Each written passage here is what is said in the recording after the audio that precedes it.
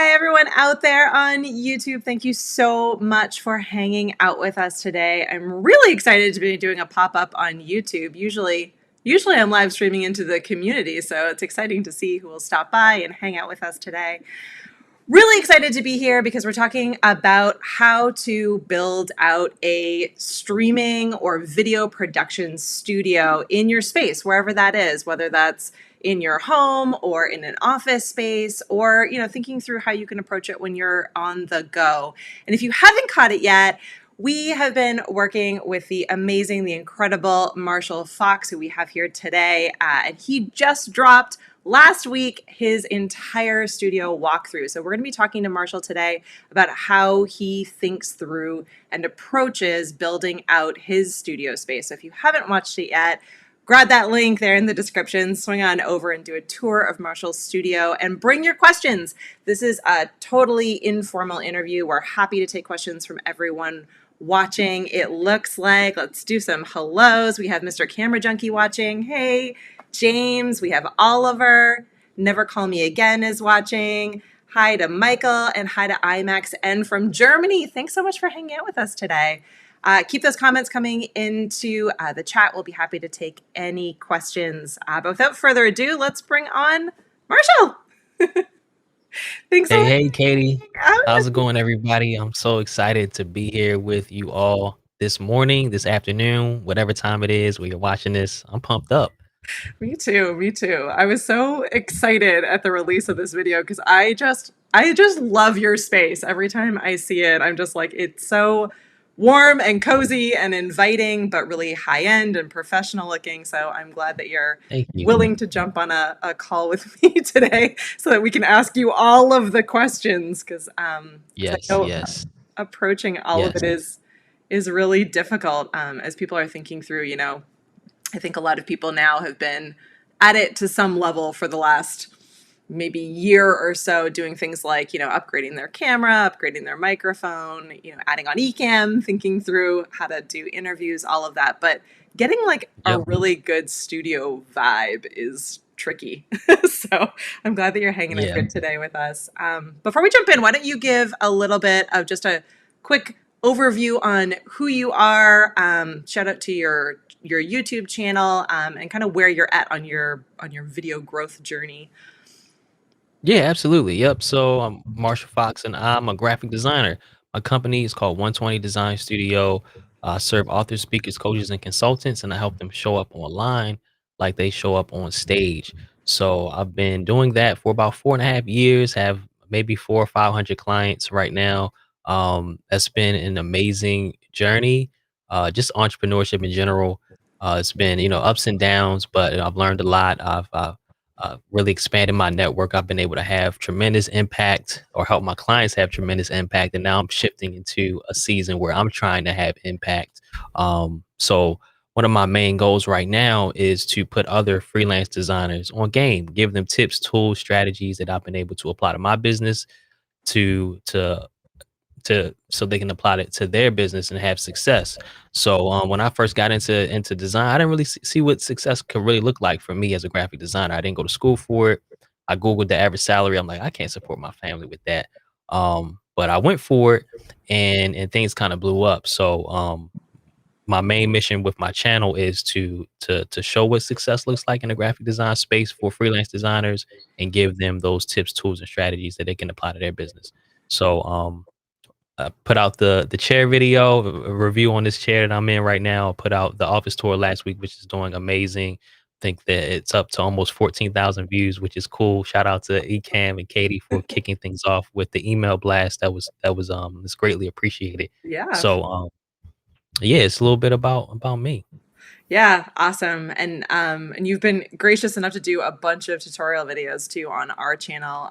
They're here in a playlist. So if you're hanging out here after the video, definitely swing by and check those out. And most of them really are on things like microphones and sound, what camera you use, lighting, so kind of the individual elements of your studio. So if you're looking to dive deeper into how Marshall does what he does, definitely check those out, then finish off with a full studio tour. I think, really, my first question off the bat is how how long have you had this studio space, and how did you start thinking it through? I think, you know, before we jumped on, we were talking a little bit about the intentionality behind it, which I think some people Right. miss when they're thinking about building out studio. You know, it's sort of like, what do I need to buy? What do we need to get? And I think the first step before that is like, what is your intention for the space, and what vibe do you want to have, which you've done really well. So how did you start? What was your first step?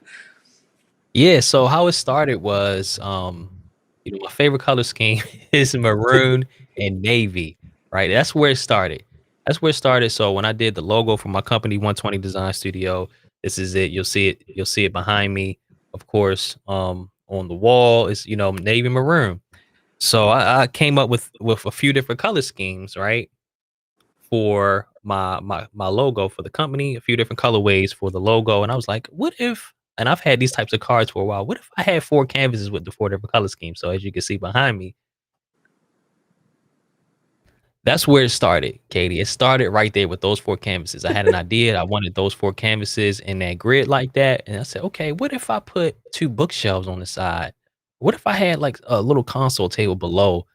I could actually add a accent wall here. What if I put a sign with my logo on the wall? I know I'm doing a lot with the logo already, right? But it really started from the color scheme and the 4 different color schemes, and everything kinda evolved from there. It kinda spread out from there over time. But I got the core elements, which were the bookshelves, the 4 canvases, and the accent wall with the sign.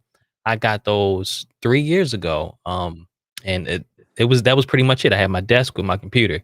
So it kinda started from there, and last year when you guys reached out and said, "Hey, you wanna do some videos for us?" That's when I really got intentional about just the vibe, just the Yes. small touches, right? The fake plants, the lighting, um, the little glow back here, just the whole ambiance and the acoustic foam panels, the shelving. That's when I really got intentional because all of a sudden I was creating videos for people, to share information about the M50 microphones, etc. So I wanted to create an experience. I wanted to bring people into my space and make them feel comfortable.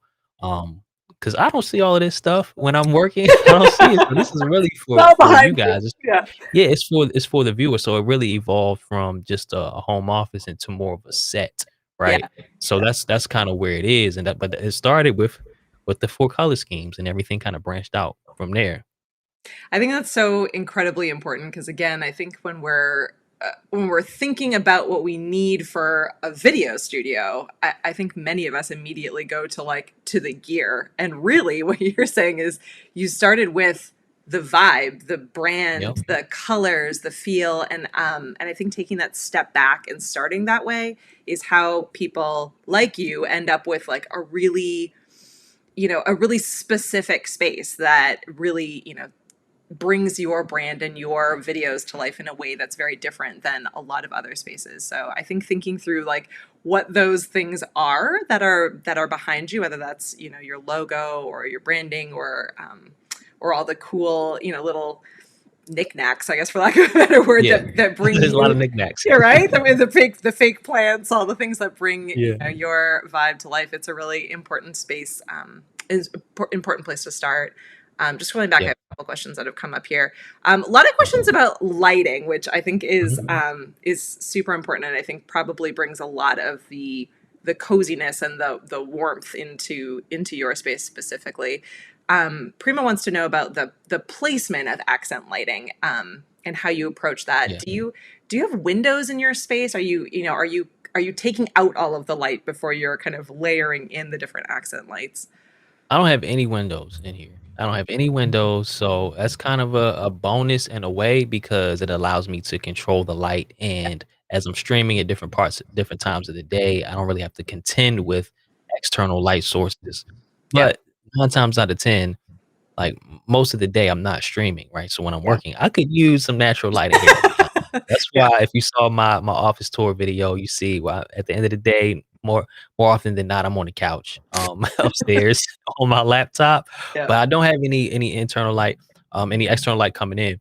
But I do keep the main light off, and I think I talked about this in the Ecamm lighting video. If you guys haven't checked that out, yeah. go check that out. The main light in the office, I keep that off because it allows me to, be intentional about the lighting that I have. So I have the lights that I use for to light myself, and then as far as the accent lighting and a couple recommendations would be like if you get light strips, for example, like I have this light strip over here. It's a Hue light strip. The Hue ecosystem isn't isn't necessary because you can do pretty much the same thing for a fraction of the cost. Just look for like Alexa lights or like light strips. But a quick note about the light strips is that you want to make sure that they're not like right up against the wall, and you don't want the little LEDs to be showing. Right, even on the little, I call it the dad hat bar behind me, but it's really just a TV stand. If you put a light strip behind a desk or something like that, pull it off the wall about 3 to 4 inches, because when you do that, it gives more of a glow, that you can see kinda expanding up the wall versus if you had the desk or something closer to the wall, the the amount of glow that you see would be a lot less. It would be a bit more limited. So that's a quick nugget there. So I just have a couple light strips, and I go over this in my office tour video on my own channel. A light strip back in that corner, have a light strip behind me, and I also have like a little Hue light bulb back here, as you can see, and I have another Hue light bulb over there, and then I have a light strip behind my desk as well. Awesome. And it looks like on the Hue, Oliver wanted to know for the Hue Bridge, is there anything to think about when buying a newer or an older bridge? Yeah, and Um, I would say to echo off of that, we'd also love to know a little bit like on how you add to it or build from it. Did you buy them all at once, or were you kind of adding to it? no, I actually started out, I think, with 1 light strip initially, and then I got 1 light bulb, and then another light bulb, and then another light strip, the Hue Yeah. Play. But the bridge, I'm not really sure. I had this bridge from the beginning, which is maybe a year or 2, and I think they may have come out with one that's newer, but, my understanding is that you wanna double check this, but I think they will work. They're, like, cross compatible because I think the light strip I have behind my desk is actually a newer version of the light strip, and it still all works together with the That's bridge. So, yeah. um, yeah, but double check on that when you're buying it. I would, if you're starting from scratch, Oliver, that's my guy. Shout out to you.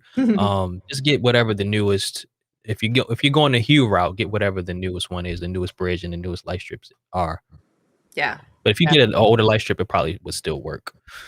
Yeah, thinking through the compatibility side of it is super important, especially if you're the kind of person that's going to be adding and upgrading as you go. It's certainly important if you're buying into a particular brand or or set of things, then you'll want to make sure that everything's compatible as things age out Yeah. older. Yeah, and Um, the Hue route, just a quick nugget, is expensive, y'all. Like, you don't have to go this route. I think there's, like, Life X that does it. If I was to do it over again, I likely wouldn't go the Hue route because I just got a light strip. I'm like, "Okay." I don't know how much it was, 50 bucks, but with the bridge, it was probably 100 something bucks, but next thing you know, I started adding more and more lights, and I probably spent up close to $400 on lights when I could have likely done the same thing for about $75. So, if you go this route, just be prepared to spend some money. But you probably don't have to. I mean, I don't even change the color of these that often, so if I would've known that up front, then I likely wouldn't have spent all that money on it. yeah, yeah, that's important to know for sure. Looks like James is asking for your camera and your Ecamm setup for video. Are you typically shooting at 1080 or 4K? So out of the camera is 1080 when I'm streaming, but in Ecamm, I'll set it to 4K just because my internet speed is really fast, and just want the, I think it upscales it or something, so I just want the highest quality available. But when you stream to Facebook, I think they cap it at 720p. But even still, I would still set it in Ecamm. It really just depends on your data speeds or your internet speed, because the higher the resolution that you set in Ecamm, the more bandwidth it takes. Yeah. So, I just have mine kinda maxed out, because I have, like, gig speed internet, and I just wanna make sure that I have the highest quality. But, in all reality, it's not real 4K because I'm using the M50, Mark II, and it doesn't, I don't think it doesn't, through the cam link, It it isn't. doesn't Yeah. really, yeah, it doesn't give you 4K. So I don't know if it does with other cameras through the cam link. I think it does 'cause it's called Yeah. cam link 4K, right? Yeah. So, but You have not on the to M50, but it works. Yeah, you'd have to have a specific camera that is a 4K camera in order to take advantage Right. of that. But it's Yeah, good, this is, but it's like a crazy crop on it. yeah. So, yeah, like Yeah. you would just be seeing like this if I set it to 4K. You'd miss the whole studio, which would totally I defeat know. the point, right? This is a great question. VMEA wants to know how far back behind you is the wall. So, like, as you're thinking through like the size of your space, to be able to get that amazing Yeah. effect, Luria on Live Streaming Pros, has that sort of same bokeh effect where it's like a Yeah. little bit blurred. Yeah, how far away are you from the back of your wall there? 7 feet. I'm 7 feet away from the back wall exactly, Yeah, and I'm 21 inches away from the camera. Um, I love that you're yeah, looking and I'm using at the the yep, exact I number. know 'cause I get this question a lot, so I measured it. So I'm using the Canon, I'm using the Sigma 16 millimeter 1.4 f1.4 lens, so that's a really popular lens. Yeah. It's kinda pricey, but it is worth it in my opinion. I have on the Ecamm M50 video, if you guys look at that video, I have a comparison between the kit lens that I was using initially and the Sigma 16 millimeter 1.4. You just get this nice blurry background effect. It's not too overpowering either, where it's like you're doing too much, right? It's like Yeah. subtle. Yeah, you'll get all the questions all the time whether or not it's a green screen because you have that just like slight blur Yeah. to the background. People Are are you like, using the "Is it a same green lens? screen?" Looks like it. Yeah. No, I'm on a Nikon. Oh, okay, My okay. lens is looks like it's 16 to 200 millimeter. I just use I and I need to be taking copious notes and update my whole set. But this I'm literally just in my bedroom because I don't have any office space here at home. And I'm using my photography camera that I got as a gift, years back that I use just for shooting photos of the kids and on trips and out and about. Gotcha, So, but it served me gotcha. Hey, I well. wanna I wanna I wanna give a quick sorry to cut you. I wanna give No, a no. quick shout out to Dean. I see him in the comments on YouTube, man. Dean is the matchmaker here, y'all. Dean made this thing happen. I think Katie left a comment in the Ecamm community that I completely missed or forgot to respond to, and he hit us up like 2 months later. It's like, "Hey, did you ever get back to Katie? She was trying to reach you." I said, "I don't think I did." So then we connected at that point, and next thing you know, I'm doing videos for Ecamm, and now, it's a match made in heaven. So shout out to Dean. Shout out to I Dean. appreciate you, brother. Dean Reynolds. I see you in the comments. Yeah, Dean is Dean, you are incredible because you are always in the comments and you are always supporting others and and connecting people and networking. It's really amazing and phenomenal. I'm scrolling back here through the questions. So Dan wants to know, what have you liked for sound absorption on the walls or ceiling? Do you have any specific kind of pre-made panels or a DIY? How do you Yeah, like? so I use acoustic foam panels. They're 12 by 12s from Foam Factory. And there's so much acoustic foam. I did so much research between Amazon and eBay, but in my experience, at least the stuff I was looking at, the reviews were kind of mixed. They were too mixed for my liking. Um, people post pictures like, oh, they came crumpled up and just bad quality. But I found a company called the Foam Factory, FOAM, Foam Factory. They have all different kinds of styles of acoustic foam. They have different colors. So I bought some maroon ones, of course, and they came and they were relatively inexpensive. I think I spent maybe 85 bucks and I had enough to put them all behind my desk. They're like four sections of four panels each up on the ceiling, and then I have a few behind me. But I don't know if you can see it. Oh, here, yeah. Uh, Let me go over to a different scene. There you go. okay, up there. Hold on, up there Yep. behind me. Um, So, and but to be honest, I haven't really I don't know if it's an improvement or not, but they look good. I think the soundproofing in here is pretty solid. I don't get too much of an echo in this space, even though it's open to the basement down here. But I can't say that um I hear a noticeable improvement, but they do look good. I think it depends on your space and how much echo you have in your particular room. Because like I know in our bedroom, like it's crazy echo. So something like this would likely had a more tangible effect. Yeah. Yeah, for sure. I think, really thinking through like what the size of your space is, how much natural light you have, what the, whether or not it has an echo. Starting with a blank slate as much as you are able to, and just a desk and some basic equipment is a good point. And then layer on all that personality and the different elements that you need. Yep. What was the Yeah. first piece of gear that you ever got? Was it your camera? Was it mic? No. How'd you start? So the first piece of gear I got was this. This ATR Audio Technica. My kids took a piece out of the phone. It's ATR 2100. Great microphone. It was probably about $60. I don't think they sell this specific one. I think they sell the 2100X right now, Yeah. and it's all black. But this is a phenomenal microphone. Even when I go back and watch old videos, which I recently did, to put together the tour video, this mic sounds great. This mic was like $60. This mic was $400, and this sounds, one could argue that this mic sounds almost as good as this. Depending, like, of course, all us tech nerds and Ecamm users, we probably like, bro, you're tripping. But your average listener, Yeah. they would be satisfied with this. So this was the first piece of gear that I got, even before I got a camera. So that was before I jumped in Diana Gladney's DMs asking her what camera she was using, and she said M50, and before she left Team Canon for Team Sony.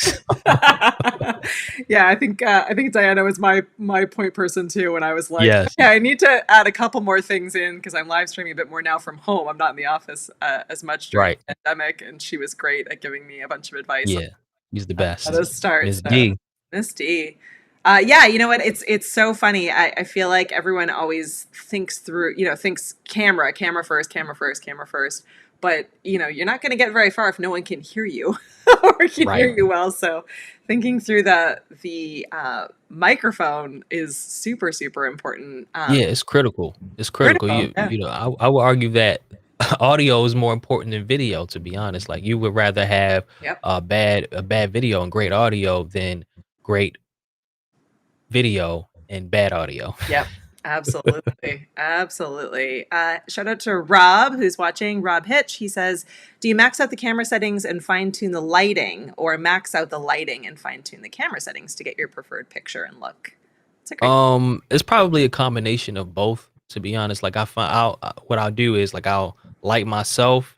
Well, I haven't done this in a while, because once you set it, it's like it's done. But make sure I light myself and then go into the camera, and then adjust the white balance, adjust some other visual settings they have in there, and make sure it looks decent on the camera. And then I'll come into Ecamm and tweak those picture settings, those camera settings, and also add in a LUT as well. So I have a LUT on here, and I'll show you what it looks like with it off really quick. Let me find the camera effects. So I'm gonna slide the scale down. So this is with the LUT off. It's subtle, and this is with it cranked up. So I'm just gonna adjust, right? But I usually keep it. What I like about Ecamm is that you can adjust the intensity. So I usually keep it up at about like 68, 65%, instead of cranking it all up like this. I kind of keep it like here, as opposed to no LUT, which is this, which still looks great. But I'm a designer, so I actually I use a LUT on different photos, like on my Yeah. Instagram and when I'm video editing, so everything can have a consistent look and feel. We call it a design language, right? Yeah. So it's part of my branding. It's something as simple as a LUT, like an overall look, this creamy look. So Yeah. yep. Yeah, it does. I mean, and it creates a mood, right? So that your Right. videos have that feeling that is very you and very specific to you and to your brand. So I think it's important to think through those elements, even if you're not a graphic designer, to think through, Yep. what colors, make you think or feel different things. And there's a lot of great research out there on color theory. So you could, even if you're just doing a bit of high level research to be able to figure some of those things out, it's important to think it through when you're building out your space. It looks like Blessed by G Beats is asking the difference between capture cards and not capture cards, or high end capture cards versus cheaper capture cards. I'm not using a capture card right now, so I'm just using my Nikon D7200. I have it plugged in to USB coming into Ecamm. My quality is not going to be as good as someone that is using a capture card, but it's not a crazy difference. I mean, Right. it's really going to come down to your actual camera and your lens more than capture card versus not capture card. Yeah. Yeah. Absolutely. Yep. So quick note on that. So I have the Canon M50. Here it is. So the M50, the regular M50, right? And then the M50 Mark II, which you're able to use via HDMI. And I tested them. Tested it via USB. And I tested it via capture card, well, the cam link. and the difference wasn't that noticeable at all. And I also found out after I did that is that you can plug in the camera via HDMI and USB at the same time and toggle between HDMI and USB, Hmm. and it wasn't a great difference. Maybe you could possibly tell in the background, and it probably would depend on the type of camera you're using as well. Like if I Yeah. had a more high-end camera, maybe you could tell more of a difference, but with the camera I'm using, the M50, there was barely any difference. So as it relates to the high-end capture card versus a low-end capture card, I think the Camlink 4K is kind of industry standard, and it's Yeah. pretty widely available right now. But I've heard success stories of people using like a $15 capture card off Amazon with great results. So it really just depends on, guess, what your budget is and what you're looking to do. And I think Elgato has a larger one, like HD 60S Plus or something like that. It may be a bit more expensive, but people seem to have decent things to say about that too. So it really just depends on your budget. Yeah, we've tried a bunch of them and haven't noticed, a huge difference. I think probably some of it comes down to how long a lifespan it is or how reliable it is. And again, Diane Right. Gladney, if you don't know her, swing on over and hit up her YouTube channel. But she's done a lot of content recently about how to budget and think through some of these gear decisions and talking through, it may make more sense for you from a financial standpoint to get something that's a bit cheaper, but it may not be as reliable as one of the, as the Camlink Right. 4K, which is more expensive. So some of it comes down Yeah. to like how long it's going to last and how reliable it is, as well as what the actual, day to day picture quality is that you're going to get out of it. So all things Right. all things to consider depending on your use case. If it's just you streaming, and it's not that big of a deal for you, and if you need to move things around or maybe reschedule something here and there if something happens, no big deal. If you're doing it for clients, it's a different story. So it's worth, always worth having a backup or considering what you're using it for and how reliable you need it to be. Yep. Yep. It looks like Disney Blog has popped on. Hey, Disney Blog, and Designs by Keith is here. And Prima, Hey, Keith. hey Keith, Prima wants to know, Katie, did you change anything about your bedroom background in order to shoot from there? No, I didn't. I keep thinking to myself, I am not as fancy as Marshall.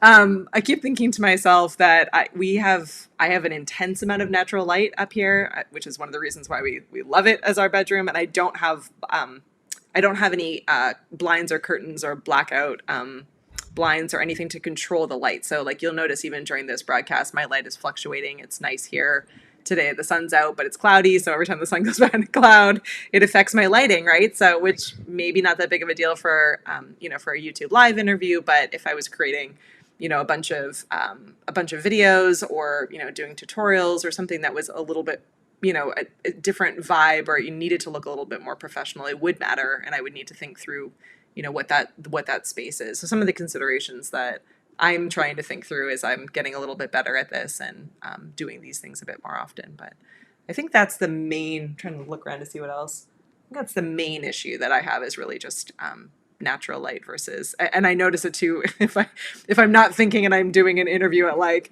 dusk, and then it's like I set all my lighting up for a particular time, and then it just slowly gets darker Yeah. and darker as I'm talking, and you when you're live, there's not a lot you can do to control that. So Mm-hmm. it's certainly worth thinking through. Prima wants to know, Marshall, if you're using anything like the Roadcaster Pro or the A10 Mini or the A10 Pro.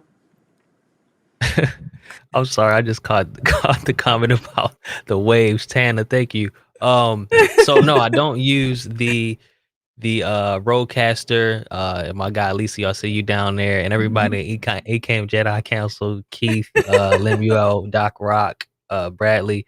I think they all are on Team Roadcaster. They I are, yep. don't have that. I don't have that because I didn't need anything that big. What I use is the DBX 286S processor. So I use that to run this into the Shure SM7B, so it increases the gain, enhances my voice, so I don't sound like Mickey Mouse. It also blocks out background noise, like my kids who are upstairs running around right now, and a mini fridge, which gets kind of loud as well. So this works good for me. It's ugly and it's not it's not as sexy as a Roadcaster, but it's kind of off under my monitor and it's out of the way. And I show it in my office tour video, and it works just fine for what I need it for. I don't need all them buttons, and I'm not doing usually a whole production with sounds and all that stuff Yeah. that you would typically use a Roadcaster for. So I just didn't get that. I love it. I find it totally overwhelming. I notice the difference in it when I'm using it. We have one in the office, and the guys absolutely love using it, and it is cool for sound effects and a bunch of cool things that Hmm. you can do. But I like there's Yeah, I'm totally visual, and there's so many buttons, and it causes me like great moments of panic that I'm gonna do something wrong, or I yeah, to set up the wrong way. So yeah, shout out to all of you who use it amazingly yes. and in a variety of different ways. But yeah, Maybe I'll get it one day, but right now I don't really have a need for it. yeah, yeah, no, definitely. I think as we said earlier, intentionality and what you actually need to in order to accomplish what you're trying to accomplish is so hugely important. Um, I want to talk a little bit about upgrading. So I think a lot of people are at this point now where again they've probably maybe they're similar to me or probably fancier than me, but they've built out something that's working, but they're aware of a couple of things that maybe could be better. How do you go about upgrading your gear or adding new pieces in? How do you think about what you might need and what kind of research you need to do in order to get the right thing for to continue your aesthetic and what you've designed so far? Yeah. So before you even get into that, I would say, and this is I'm echoing my guy Doc Rock, like the content is what's most important. Focus on your content, focus on adding value. We tend to overcompensate with these setups, right? I would focus on that first and foremost because there's something called gas. Like we have gas, which is GAS, gear acquisition syndrome. I was diagnosed with that. Last year. I'm just recovering from gas. And it can be expensive and it can be unnecessary, to be Yep. honest. So you don't want to caught in the trap of it continuously upgrade. It's always going to be something new, always going to be something that you want, Yep. right? But I'm at a point where it's like, okay, I got literally every single thing that I wanted, and I likely could have gotten the job done a lot more inexpensively, Yeah. right? So when it comes to upgrading, I would just make a list of the basics, right? The Mhm. camera, microphone, lighting. And lighting is very important. Huge. You can have the right camera or you could even have a webcam. Um, if you light that sucker correctly, it'll look great and it will do just fine. Yep. So as your business grows, whatever you're live streaming for, like as your business grows, revenue starts to roll in, then go ahead and start to slowly upgrade based off of what you may need. And I have a handful of videos on Ecamm channel about lighting, Mhm. microphones that'll help you out, but different levels. Like I said, I started out with this Audio Technica ATR 2100 and then moved to the Rode Procaster, not the Roadcaster Pro, the Rode Procaster Road microphone, which is up Procaster. there Yeah. on that shelf. Yeah, their naming is kind of I know, confusing. yeah, causing all kinds So of confusion. yeah, that's actually a phenomenal microphone that I upgraded to, and then I went from that to this just because curiosity. That's really it. The Ecamm Jedi Council is getting it. I think Eliseo got it. I said I gotta bite the bullet and get one. Um, but yeah, we kind of slowly upgrade as revenue starts to roll in from whatever you're doing, live streaming wise, or maybe just your business in general. If you got it, you got it. But I'm just saying, as somebody who's kind of done everything like I wanted to do, a lot of it is unnecessary. That's that's all I'm saying. The content, people come for the content. Yeah. They may come for the look, but they're gonna stay for the content. So, I just always think about Doc Rock. Like he makes it happen. And he has a great look, but he preaches, just focus on putting out quality content, valuable content that'll help people with what they need help with. Yeah, absolutely. I think if you're focused on helping people and delivering value, you're always going to win. Even if something horrible happens and your camera goes out and Yep. you're just talking, it is amazing that people will stay if you're delivering something that is Yep. bringing them value Absolutely. and is helping them. And yeah, Mr. Camera Junkie says upgrade your skills. Boom. Focus, Mic boom, drop. right? Yeah, focus on There upgrading it is. your skills before you focus on upgrading your gear. Which is why in so many ways I think too, like what you had said at the beginning of this live about really thinking through like the vibe and the colors and your brand and the space really before you even think about the gear or anything else. You know, Yeah. that's what's going to help you differentiate and stand out, right? Like it is all of those different little things, and you know, I can Mhm. immediately see the difference between your videos and someone else's videos because of those things. It's because of your, you know, your logos and your color scheme and the way that, you know, the color lighting that comes through. Like, yes, it is being delivered in a way that is high quality because of your camera, but it's not, you know, it's not just that. It is all of those little elements that make up your vibe, your personality. You know, they show the kind of design eye that you have. You know, all of those are immediately giving you credibility. They're helping to deliver a good understanding for anyone watching that you have a design eye, that you know, you have a vibe that you're hitting. I mean, I love that you're even wearing your color right now.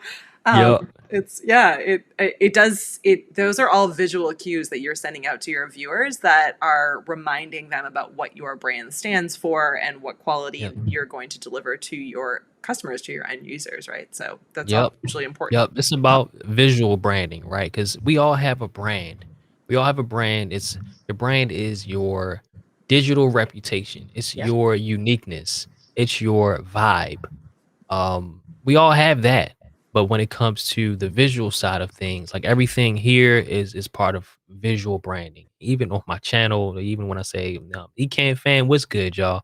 Every time the same exact way, that's branding. You know, the colors, the vibe, and it's more of my personal preference. I like the orange and teal look here, but like the maroon, the navy, the consistency. You want to create an experience, and I say this in the lighting video on Ecamm's channel. You want to create an experience for your viewers. You're inviting them into your space, right? So it's more for them. All this is more for your viewers than it is really for you.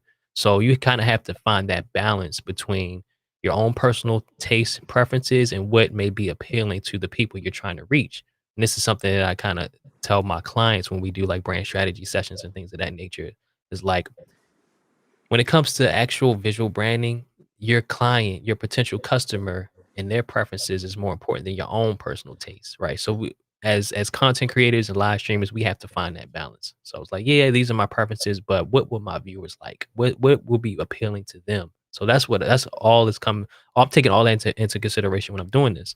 And like I said, it wasn't until I started doing the videos for Ecamm last year where I started to have that mindset. Like, okay, I have to show up right the right way for Ecamm so I can give as much value to folks as possible.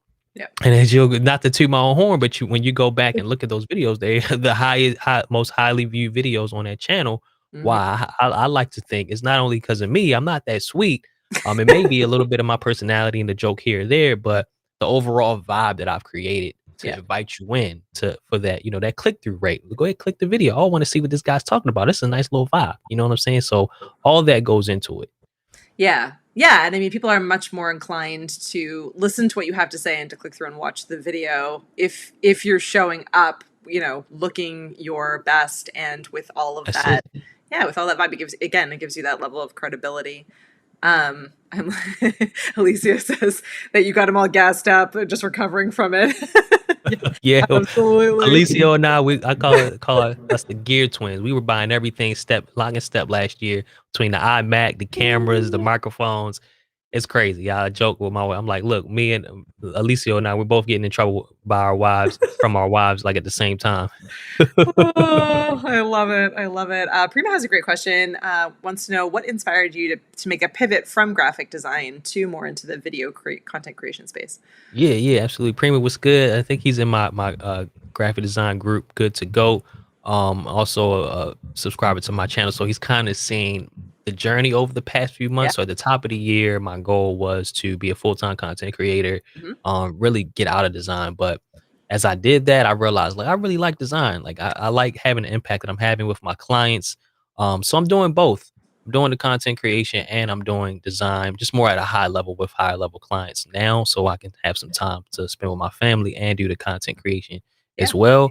So, but to answer your question, I just see a lot of the same gaps, a lot of the same issues with those in my community when who are doing graphic design. Like They're doing it as a side hustle. They're doing $50 logos, mixtape covers, making a lot of the same mistakes over and over. Where if they just had the right information, they could really have success. Like they can do this full time. They can make six figures in design because there's enough business out here for all of us, right? Yeah. And the only difference between me and somebody else is I just have the information. I know, when what to say on the discovery calls, how to position my business as a premium service provider, how to do stuff that's more one of one, high end, customized, high touch versus like templated, use contracts, the CRM system. I just have a lot of information that I can share with folks that will help take their business to the next level because the right information could be the difference between a 60K a year business and 120K a year business. It's just how you set it up. The certain things that you say. How do you add value to your clients, right? You could charge 5, 10 grand. So if you want to make that, think about, okay, what kind of value, what kind of problems, what kind of design problems can I solve at that scale? So that's all I've done, right? That's all I've done. Because when I got into this, I was like, okay, I need to make X amount of dollars. I had my wife, I'm a provider. My wife's a stay-at-home mom. I have 4 kids. So I'm like, I need to reach this revenue goal. So I kind of work my way back. Okay, what kind of value can I add to my clients to make this revenue goal? So that's the main difference. I'm not that sweeter than I'm not the sweetest designer on the planet. I just, follow some simple principles and I follow, a certain set of guidelines as it relates to my business. So it's business, mindset, productivity. Those are the 3 main gaps that I see with designers in my community. So those are the things I want to address with my content creation. I know that's a lot, but that's the answer. No, I think it's I think that they work really well in parallel actually because I feel like content creators, particularly video content creators, have the same challenges as graphic designers, right? They're, often they're trying to figure out ways to monetize. They're trying to figure out ways to make their side hustle into their, into their full-time gig and be able to provide for themselves and their families. So I think a lot of those kinds of questions come up a lot in our community. And I think, how you're approaching it with the level again of intention and really and knowledge, you're spending the time to make sure that you have a really good understanding so that when you show up, and I think we all Yep. could stand to learn that a little bit better. I know even on the Ecamm team, we're often trying to do too many things too quickly instead of kind of taking a pause and really thinking through like what are the things that are going to drive the most amount of value, what are the things that are really going to benefit our customers and our potential customers. So Yep. Absolutely. always makes sense to kind of go back and really think that through. I love how Oliver says that he's sure that even if you went all the way down to 480p, you would still be awesome. I agree. I think you just have Oliver's too kind. He's a loyal supporter. He's usually the first one to comment on my videos, and he's part of the PTYA family, a YouTuber course I took a couple months ago by Ali Abdal. He's in that group with me in the circle. So shout out to Oliver, super cool dude, and a great supporter. Good to have you in my corner, brother. Oh, awesome. Well, thanks for watching today, Oliver. Appreciate you hanging out here in the Ecamm channels with us.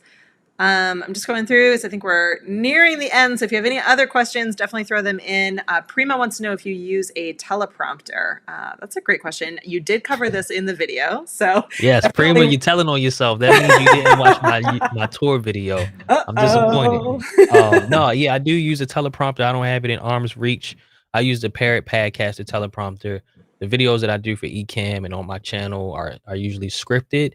But sometimes I use it, sometimes I don't. When I don't use it, it's still scripted. I just memorized it. So when I do use it, I just have the Padcaster. It's just a little teleprompter, and I use my phone and pull up the app and sit my phone there, and it reflects the script off of the screen, and I just read it. I may read it a few different times, but I'm not even as good.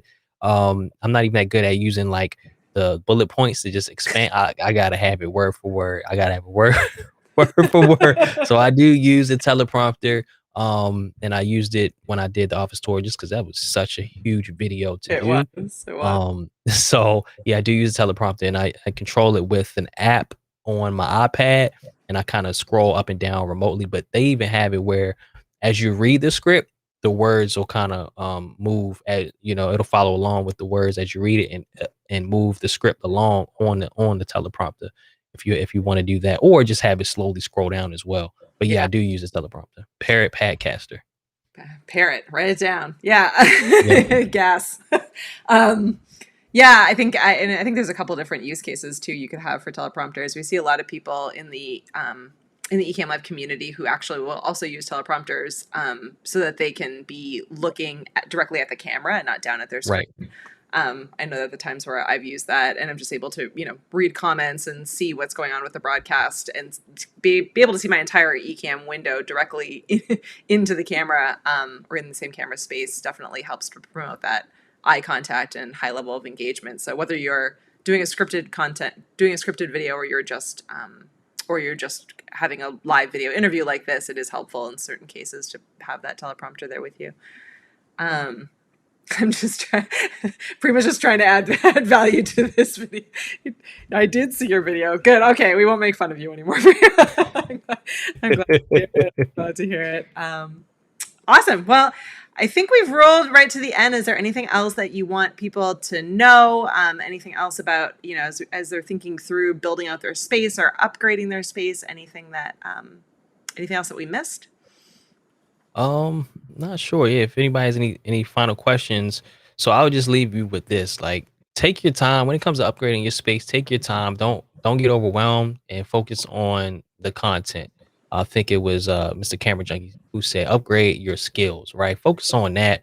Like with me, even though 99% of the content inside of me isn't out, I'm just like bursting at the seams with content. So that kind of fuels this whole thing. Cause I'm not the best on camera. I'm not even that confident. I'll credit Ecamm with that, like helping me get those reps in on those videos to get more confident. If you go back to the first video I did for them, this is completely different than now. But if you focus on content and value, everything else will kind of follow suit. You know what I'm saying? So there's a lot of information out here. You don't have to spend a ton of money. Like you can start simple, your Logitech Brio if you want to upgrade. I'm still rocking with the Canon M50 to this day, and I can get a more expensive Sony, really anything, but I'm still rocking with this. Why? Because it works. It works. It works for what I need. You know what I'm saying?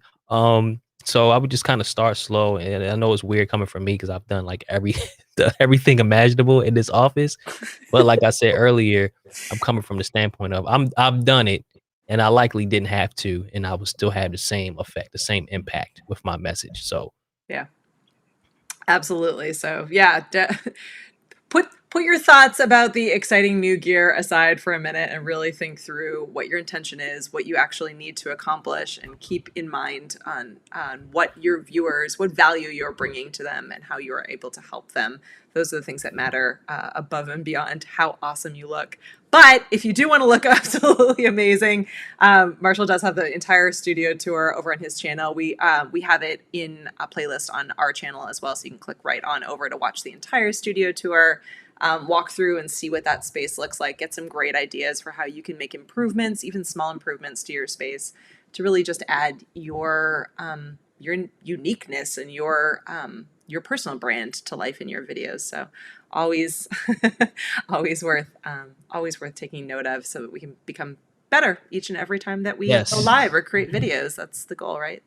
Marshall, yep, 1% better. one It's like percent Doc better. said in one of his most recent videos is 1% better every day. That's what we're working on. Yep, absolutely. Well, I really appreciate you taking all the time. I can't wait for future projects so we can work together, but it was fun getting to hang out with you live and be able to pick your Yes. brain a bit.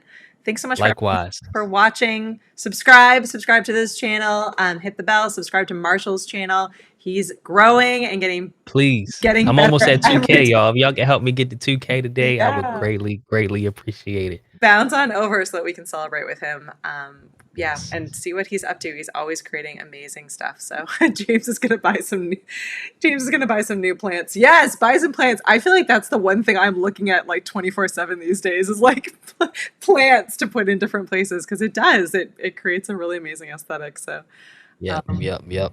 yeah, well, thank you so much. Thanks everyone for watching, Thank and you, Katie. we'll see you guys next time. Bye everyone. Peace.